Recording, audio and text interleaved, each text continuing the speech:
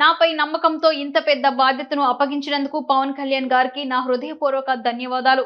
కుల మతాలకు చోటు ఇవ్వకుండా రాజకీయం చేస్తా. ప్రస్తుతానికి నియోజకవర్గంలో సాధారణ పాలన కొరవైంది. ముందుగా ఈ విషయంపై దృష్టి పెడతాను.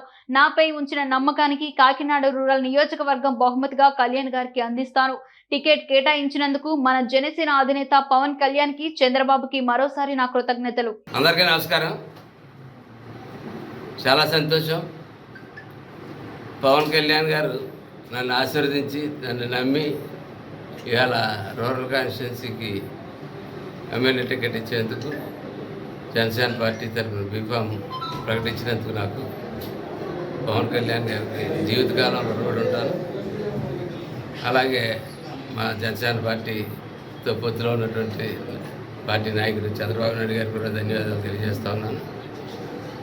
మా చైర్మన్ గారు, మేము బీఎస్సీ కమిటీలో ఉన్నాం. మా కమిటీ చైర్మన్ గారు నాదెల్ మనోహర్ గారికి, మా పొలిటికల్ సెక్రటరీ హరిప్రసాద్ గారికి, అందరికీ కూడా నాయకులందరికీ కూడా ధన్యవాదాలు తెలియజేస్తాను.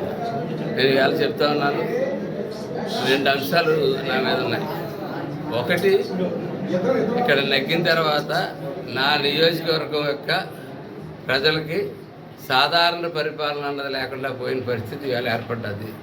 దాన్ని సాధారణ పరిపాలన ముందు తీసుకుని వచ్చి తర్వాత అభివృద్ధి సంక్షేమం 2 కూడా చేయడం జరుగుతుంది.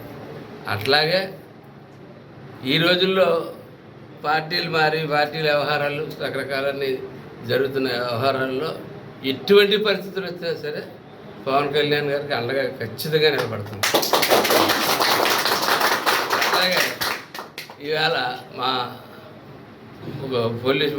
పొత్తు పార్టీ ఏ పార్టీ అయితే ఉందో తెలుగుదేశం పార్టీ, వారందరినీ కూడా ప్రతి గ్రామ స్థాయి లీడర్ దగ్గర నుంచి రాష్ట్ర స్థాయి లీడర్ దాకా నా కాన్స్టిట్యూన్సీలో ఉన్న ప్రతి ఒక్కరిని కూడా కలుపుకుని వెళ్ళడం జరుగుతుంది.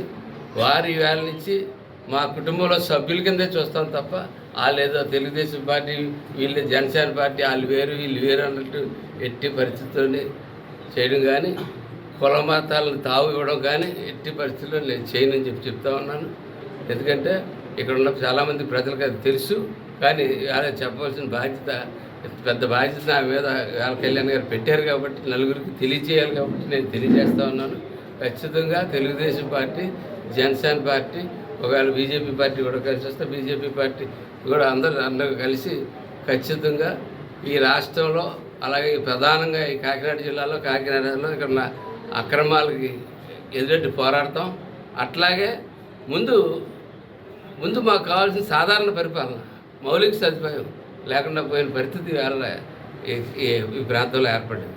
దాన్ని సరిదిద్దడంలో మా జన సైనికులు, తెలుగుదేశం మిత్రులు అందరితో కలిసి శ్రమించి పనిచేస్తామని చెప్పి తెలియజేస్తూ మరొక్కసారి పవన్ కళ్యాణ్ గారికి ధన్యవాదాలు తెలియజేస్తూ సెలవు.